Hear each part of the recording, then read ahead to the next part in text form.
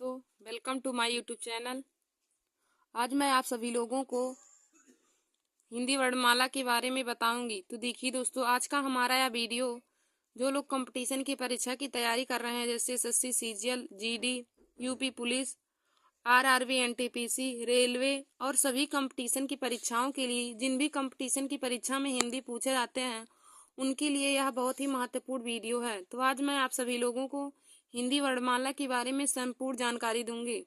तो देखिए दोस्तों, हिंदी वर्णमाला के बारे में आज मैं आप लोगों को हिंदी वर्णमाला की परिभाषा, वर्ड की परिभाषा, अक्षर किसे कहते हैं, शब्द किन्हें कहते हैं और ध्वनि किसे कहते हैं, स्वर किन्हें कहा जाता है, व्यंजन किसे कहा जाता है, स्वर कितने प्रकार के होते हैं, व्यंजन कितने प्रकार के होते हैं, वह सब मैं आप लोगों को एक ही वीडियो में बताऊंगी। तो देखिए दोस्तों, आज का हमारा यह वीडियो हर कंपटीशन की परीक्षा के लिए बहुत ही महत्वपूर्ण है। तो आप लोग हमारे इस वीडियो को जरूर देख लीजिए और अपने दोस्तों में भी शेयर कर लीजिए। जो लोग कंपटीशन की परीक्षा की तैयारी कर रहे हैं उनके लिए यह वीडियो बहुत ही महत्वपूर्ण है। और देखिए दोस्तों, स्वर तथा व्यंजन की परिभाषा हर स्टूडेंट को पता रहना चाहिए, क्योंकि जो लोग हिंदी के बारे में, जिन्हें स्वर और व्यंजन के बारे में नहीं पता रहेगा, वे लोग हिंदी क्या ही पढ़ेंगे। तो देखिए दोस्तों, मैं आप लोगों को स्वर और व्यंजन सभी का परिभाषा भी बताऊंगी इस वीडियो में। तो आप लोग पहला हेडिंग डालेंगे वर्णमाला। देखिए दोस्तों, पहले मैं आप लोग को वर्णमाला का परिभाषा बताऊंगी। तो वर्णमाला आप लोग हेडिंग डालेंगे। तो वर्णमाला को इंग्लिश में हम हिंदी अल्फाबेट कहते हैं। वर्णमाला का इंग्लिश हो जाएगा हिंदी अल्फाबेट। तो आप लोग इसमें परिभाषा लिखेंगे कि वर्णों के व्यवस्थित समूह को वर्णमाला कहते हैं। वर्णों के व्यवस्थित समूह को वर्णमाला कहते हैं। देखिए दोस्तों, वर्णों के व्यवस्थित समूह को वर्णमाला कहते हैं। और यह जो इसका परिभाषा है, यह बहुविकल्पी क्वेश्चन में पूछ लेता है कि वर्णों के व्यवस्थित समूह को निम्न में से क्या कहा जाता है। निम्न में से वर्णों के व्यवस्थित समूह को क्या कहा जाता है। तो दोस्तों, हमें चार ऑप्शन दे देगा। एक दे देगा वर्ड, एक अक्षर दे देगा, एक शब्द दे देगा और एक हमारा वर्णमाला दे देगा। तो जिन भी स्टूडेंट को उसका परिभाषा पता रहेगा कि वर्णों की व्यवस्थित समूह को वर्णमाला कहते हैं, वही लोग सही ऑप्शन लगाएंगे। तो देखिए दोस्तों, आप लोग इसको इम्पोर्टेंटली कि इसकी परिभाषा को अपनी कॉपी में नोट करके जरूर याद कर लें कि वर्णमाला का परिभाषा होता है कि वर्णों की व्यवस्थित समूह को वर्णमाला कहते हैं। फिर हम आगे देखेंगे कि हिंदी वर्णमाला में कुल 52 वर्ण होते हैं। देखिए दोस्तों, यह भी बहुत इंपॉर्टेंट क्वेश्चन है। यह कंपटीशन की परीक्षा में पूछा जाता है कि हिंदी वर्णमाला में कुल कितने वर्ण होते हैं। तो देखिए दोस्तों, हिंदी वर्णमाला में कुल 52 वर्ण होते हैं। हिंदी वर्णमाला में कुल 52 वर्ण होते हैं, जिनमें 11 स्वर होते हैं और व्यंजन 33 होते हैं। जिसमें स्वर की संख्या 11 होती है और व्यंजनों की संख्या 33 होती है। और सभी अल्पप्राण, महाप्राण, घोष, अघोष और सभी में आते हैं, संयुक्त व्यंजन में आते हैं। तो देखिए दोस्तों, हिंदी वर्णमाला में हमारे वर्ण 52 हो जाएंगे। हिंदी वर्णमाला में कुल 52 वर्ण हो जाएंगे, जिनमें मुख्यतः स्वर 11 होते हैं और व्यंजन 33 होते हैं। और देखिए दोस्तों, उसके बाद जो शेष बचे होते हैं उनमें अयोगवाह हो जाते हैं और हमारे उच्छिप्त व्यंजन भी हो जाते हैं और संयुक्त व्यंजन भी, छत्रांग आसना जो आते हैं वे संयुक्त व्यंजन में ही आते हैं। फिर उसके बाद देखिए दोस्तों, हमारा बहुत महत्वपूर्ण क्वेश्चन पूछा जाता है हर कंपटीशन में कि हिंदी किस लिपि में लिखी गई है। तो देखिए दोस्तों, आप लोग इसे लिख लीजिए, हिंदी देवनागरी लिपि में लिखी गई है। हिंदी किस लिपि में लिखी गई है, यह क्वेश्चन बहुत ही इंपॉर्टेंट है। तो आप लोग लिख लीजिएगा कि हिंदी देवनागरी लिपि में लिखी गई है। हिंदी किस लिपि में लिखी गई है। तो हिंदी देवनागरी लिपि में लिखी गई है दोस्तों। फिर हम अगला हेडिंग आप लोग डाल लीजिएगा वर्ड। अब दोस्तों, हम आप लोगों को वर्ड का परिभाषा बताएंगे कि वर्ड किन्हें कहते हैं। वर्ड या अक्षर एक ही होता है, जैसे छोटा आ हो गया, वह एक वर्ड है तो उसको हम वर्ड कह सकते हैं। तो लिखेंगे इसमें परिभाषा की, भाषा की सबसे छोटी इकाई ध्वनि है। देखिए दोस्तों, जब भी आपसे पूछे कि भाषा की सबसे छोटी इकाई क्या है, तो आप लोग लिखेंगे भाषा की सबसे छोटी इकाई ध्वनि है। और ध्वनि के लिखित रूप को वर्ड द्वारा व्यक्त किया जाता है। भाषा की सबसे छोटी इकाई ध्वनि है और ध्वनि के लिखित रूप को वर्ड के द्वारा व्यक्त किया जाता है। तो वर्ड का परिभाषा हो जाएगा कि ध्वनि के लिखित रूप को ही वर्ड कहते हैं। ध्वनि के लिखित रूप को वर्ड कहते हैं। और ध्वनि का परिभाषा हो जाएगा कि भाषा की सबसे छोटी इकाई, भाषा की सबसे छोटी इकाई ध्वनि कहलाती है। और ध्वनि के लिखित रूप को वर्ड के द्वारा व्यक्त किया जाता है, या ध्वनि के लिखित रूप को वर्ड कहते हैं। तो देखिए दोस्तों, इसमें मैंने आप लोग को दो परिभाषा बताया, एक ध्वनि का और एक वर्ण का। तो ध्वनि का डिफिनीशन हो जाएगा कि भाषा की सबसे छोटी इकाई ध्वनि होती है। भाषा की सबसे छोटी इकाई ध्वनि होती है या ध्वनि कहते हैं। और फिर वर्ण का परिभाषा हो जाएगा कि ध्वनि की लिखित रूप को वर्ण कहते हैं या ध्वनि के लिखित रूप को वर्ण के द्वारा व्यक्त किया जाता है। फिर आप लोग नोट करके यहाँ पे लिख लीजिएगा, यह बहुत ही इंपॉर्टेंट है, आप लोग नोट करके लिख लीजिएगा कि उच्चारण की दृष्टि से भाषा की सबसे छोटी इकाई, भाषा की सबसे लघुत्तम या सबसे छोटी इकाई ध्वनि होती है। देखिए दोस्तों, यदि पूछे कि उच्चारण की दृष्टि से भाषा की सबसे छोटी इकाई क्या होती है, तो आप लिखेंगे कि उच्चारण की दृष्टि से भाषा की सबसे छोटी इकाई ध्वनि होती है। और यदि पूछे कि लेखन की दृष्टि से भाषा की सबसे छोटी इकाई क्या होती है, तो देखिए दोस्तों, लेखन की दृष्टि से भाषा की सबसे छोटी इकाई वर्ण होती है। देखिए दोस्तों, हमने आप लोग को बताया, आप लोग नोट करके यहाँ पे लिख लीजिएगा, नोट हेडिंग बना के इसमें लिखेंगे कि उच्चारण की दृष्टि से, यदि पूछे कि उच्चारण की दृष्टि से भाषा की सबसे छोटी इकाई क्या होती है, तो देखिए दोस्तों, उच्चारण की दृष्टि से भाषा की सबसे छोटी इकाई ध्वनि होती है।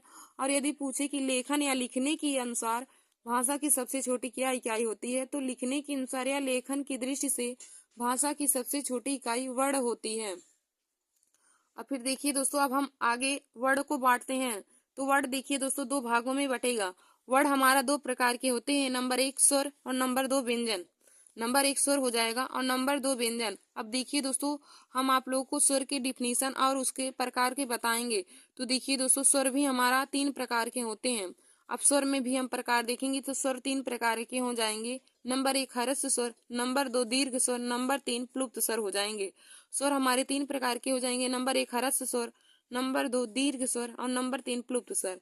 और देखिए दोस्तों, व्यंजन, तो व्यंजन भी हमारे 3 प्रकार के हो जाएंगे, स्पर्श व्यंजन, अंतस्थ व्यंजन और ऊष्म व्यंजन। तो देखिए दोस्तों, वर्ण 2 प्रकार के होते हैं, नंबर 1 स्वर और नंबर 2 व्यंजन। और व्यंजन भी हमारे 3 प्रकार के हो जाएंगे, ह्रस्व स्वर, दीर्घ स्वर और प्लुप्त स्वर। और व्यंजन भी हमारे 3 प्रकार के हो जाएंगे, स्पर्श व्यंजन, अंतस्थ व्यंजन और ऊष्म व्यंजन। अब दोस्तों, पहले आप लोग हेडिंग डाल लीजिए। अब हमने आप लोगों को वर्ड का डिफिनीशन बता दिया है, तो आप लोग पहला हेडिंग डालेंगे स्वर। तो स्वर किन्हें कहते हैं, मैं आप लोगों को उनका परिभाषा बताऊंगी। तो देखिए दोस्तों, आप लोग हेडिंग डालेंगे स्वर। तो देखिए दोस्तों, पहला हेडिंग आप लोग डालेंगे स्वर। तो स्वर किन्हें कहते हैं, तो इसमें लिखेंगे जिस वर्ड के उच्चारण में किसी अन्य वर्ड की सहायता नहीं होती है, जिस वर्ड के उच्चारण में किसी अन्य वर्ड की सहायता से नहीं बोले जाते हैं। या देखिए दोस्तों, स्वर का डिफिनीशन क्या हो जाएगा स्वर का, कि जो वर्ड किसी अन्य वर्ड की सहायता से ना बोले जाएं, जो वर्ड किसी अन्य वर्ड की सहायता से ना बोले जाएं, उन्हें स्वर कहा जाता है। जो वर्ड अन्य किसी वर्ड की सहायता से ना बोले जाएं, उन्हें स्वर कहा जाता है। जिस वर्ड के उच्चारण में, या आप लोग लिख सकते हैं कि जिस वर्ड के उच्चारण में अन्य किसी वर्ड की सहायता नहीं होती है, उन्हें स्वर कहा जाता है। जिस वर्ड के उच्चारण में अन्य किसी वर्ड की सहायता न ली जाए, उन्हें स्वर कहा जाता है। तो देखिए दोस्तों, मैंने आप लोग को बताया स्वर का डिफिनीशन क्या हो जाएगा, कि जिस वर्ड के उच्चारण में अन्य किसी वर्ड की सहायता नहीं होती है, जिस वर्ड के उच्चारण में अन्य किसी वर्ड की सहायता नहीं होती है, उन्हें हम स्वर कहते हैं। और देखिए दोस्तों, फिर हम आगे लिखेंगे कि हिंदी वर्णमाला में स्वरों की संख्या मुख्यतः 11 होती है। हिंदी वर्णमाला में स्वरों की संख्या 11 होती है। देखिए दोस्तों, जब भी आपसे क्वेश्चन पूछे कि हिंदी वर्णमाला में स्वरों की संख्या कितनी होती है, तो आप लोग बताएंगे कि हिंदी वर्णमाला में स्वरों की संख्या 11 होती है। और हमारे 11 स्वर कौन कौन से हैं, तो देखिए दोस्तों, हो जाएगा छोटा, बड़ा, छोटी, बड़ी, छुटाऊ, बड़ाऊ, इरी, ए, ऐ, ओ और औ। देखिए दोस्तों, छोटा से लेकर औ तक हमारे 11 जो हैं, यह सभी स्वर हैं। छोटा से लेकर औ तक जो हैं, यह सभी स्वर हैं। और जो अंक और आहा होते हैं, वह हमारे अयुग्मवाह में आते हैं। अंक और आहा को छोड़कर जो छोटा से औ तक होते हैं, वह सभी स्वर में आते हैं। और अंक और आहा जो दोस्तों, वह अयुग्मवाह में आते हैं। और देखिए दोस्तों, आप लोग नोट बनाकर लिख लीजिएगा कि उच्चारण के आधार पर स्वरों की संख्या, तो उच्चारण के आधार पर स्वरों की संख्या 10 होती है। देखिए दोस्तों, जब भी आप लोग से पूछे कि उच्चारण के आधार पर स्वरों की संख्या कितनी होती है, तो आप लोग बताएंगे कि उच्चारण के आधार पर स्वरों की संख्या 10 होती है। और लिखित आधार पर स्वरों की संख्या 13 हो जाएंगी। यदि हम लिखित आधार पर देखेंगे तो 13 हो जाएंगे। 11 हमारे जो स्वर होते हैं वह भी हो जाएंगे, और जो 2 अयोग्यवाह होते हैं वह भी उसको लिखित के आधार पर हम उसको मानेंगे। तो यदि पूछे कि उच्चारण के आधार पर स्वरों की संख्या, तो उच्चारण के आधार पर स्वरों की संख्या 10 हो जाएगा और लिखित आधार पर स्वरों की संख्या 13 हो जाएगा।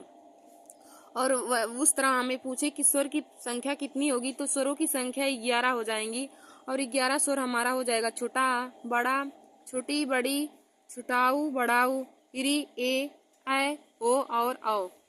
फिर देखिए दोस्तों, आगे हम आप लोगों को स्वर के भेद यानी कि स्वर के प्रकार बताएंगे। तो आप लोग हेडिंग डालेंगे स्वर के भेद और इसमें पहला हेडिंग रहेगा हरस स्वर। तो देखिए दोस्तों, स्वर के प्रकार में आप पहला हेडिंग डालेंगे। तो स्वर के भेद हमने आप लोग को बताया था कि स्वर के 3 भेद होते हैं। नंबर 1 हरस स्वर, नंबर 2 दीर्घ स्वर और नंबर 3 प्लुप्त स्वर। स्वर के 3 प्रकार होते हैं। नंबर 1 हरस स्वर, नंबर 2 दीर्घ स्वर और नंबर 3 प्लुप्त स्वर हो जाएंगे। तो देखिए दोस्तों, आप लोग हरस स्वर हेडिंग डाल के लिखेंगे कि जिन स्वरों के उच्चारण में बहुत कम समय लगता है, जिन स्वरों के उच्चारण में बहुत कम समय लगता है उन्हें हरस स्वर कहा जाता है। ये दोस्तों, हरस स्वर का डिफिनीशन हो जाएगा कि जिन स्वरों के उच्चारण में बहुत कम समय लगता है उसे हरस स्वर कहते हैं। देखिए दोस्तों, हरस स्वर का एक अन्य नाम है, हरस स्वर को मूल स्वर भी कहा जाता है। तो देखिए, हम लिखेंगे कि हरस स्वरों की संख्या हिंदी वर्णमाला में 4 होती है। हरस स्वरों की संख्या हिंदी वर्णमाला में 4 होती है। और हमारे हरस स्वर कौन कौन से होते हैं, तो छोटा, छोटी, छोटाऊ और इरी। छोटा, छोटी, छोटाऊ और इरी, देखिए दोस्तों, यह हरस स्वर हैं। छोटा, छोटी, छोटाऊ, इरी, यह हरस स्वर हैं। तो हरस स्वरों की संख्या हिंदी वर्णमाला में 4 हो जाएंगी। तो हरस स्वर का डिफिनीशन हो जाएगा कि जिन स्वरों के उच्चारण में बहुत कम समय लगता है उन्हें हरस स्वर कहते हैं। फिर हम अगला हेडिंग डालेंगे दीर्घ स्वर। तो आप लोग दीर्घ स्वर में डिफिनीशन लिखेंगे कि जिन स्वरों के उच्चारण में हरस स्वर से 2 गुना समय लगता है, जिन स्वरों के उच्चारण में हरस स्वर से 2 गुना समय लगता है उसे दीर्घ स्वर कहते हैं। देखिए दोस्तों, दीर्घ स्वर का डिफिनीशन हो जाएगा कि जिन स्वरों के उच्चारण में हरस स्वर से 2 गुना समय लगता है उसे दीर्घ स्वर कहते हैं। और हिंदी वर्णमाला में दीर्घ स्वरों की संख्या 7 होती है। आप लोग लिखेंगे कि हिंदी वर्णमाला में दीर्घ स्वरों की संख्या 7 होती है। और हमारे दीर्घ स्वर कौन कौन से हो जाएंगे, बड़ा, बड़ी, बड़ाऊ, ए, ओ और औ। दीर्घ स्वर हो जाएंगे दोस्तों बड़ा, बड़ी, बड़ाऊ, ए, ओ और औ। तो हिंदी वर्णमाला में दीर्घ स्वरों की संख्या 7 हो जाएंगी। फिर हम अगला हेडिंग देखेंगे प्लुप्त स्वर।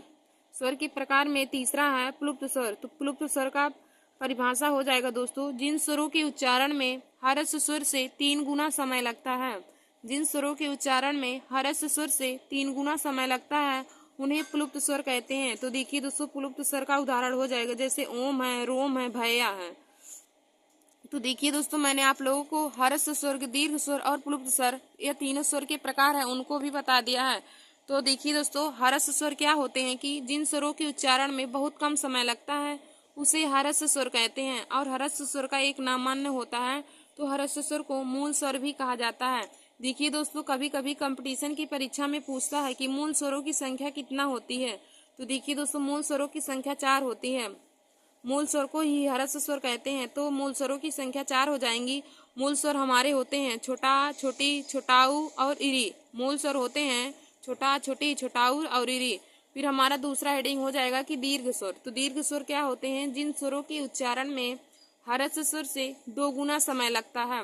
और देखिए दोस्तों, दीर्घ स्वरों की संख्या हिंदी वर्णमाला में 7 होती है। फिर हमारा अगला हो जाएगा प्लुप्त स्वर। तो प्लुप्त स्वर का परिभाषा क्या हो जाएगा कि जिन वर्णों के उच्चारण में हरस स्वर से 3 गुना समय लगता है, जिन स्वरों के उच्चारण में हरस स्वर से 3 गुना समय लगता है उन्हें प्लुप्त स्वर कहलाता है। तो देखिए दोस्तों, आप लोग इसे अपने कॉपी में नोट कर लीजिएगा। हरस स्वर, दीर्घ स्वर और प्लुप्त स्वर के बारे में आप लोग इनका डिफिनीशन भी लिख लीजिएगा। और देखिए दोस्तों, जो यहाँ मैंने आप लोग को नोट में बनवाया है आप लोग नोट करके अपनी कॉपी में लिख लीजिएगा कि उच्चारण के आधार पर स्वरों की संख्या 10 होती है, लिखित के आधार पर स्वरों की संख्या 13 होती है। धन्यवाद दोस्तों। ऐसे ही हमारे वीडियो को देखने के लिए आप सभी लोग हमारे YouTube channel Nancy success classes को सब्सक्राइब कर लीजिए। दोस्तों, आगे हम आप लोगों के लिए एक दूसरा वीडियो बनाएंगे जिसमें हम आप लोगों को व्यंजन के प्रकार, संयुक्त व्यंजन, ऊष्म व्यंजन, अंतस्थ व्यंजन, उन सभी के बारे में आप लोगों को बताएंगे। तो दोस्तों, आज के लिए बस इतना ही। आप लोग इसे अपनी कॉपी में जरूर नोट कर लीजिए। और देखिए दोस्तों, आज का हमारा वीडियो हर कंपटीशन की परीक्षा के लिए बहुत ही महत्वपूर्ण है। तो आप लोग इसे अपने कॉपी में नोट करके इसे तैयार कर लीजिएगा। धन्यवाद दोस्तों।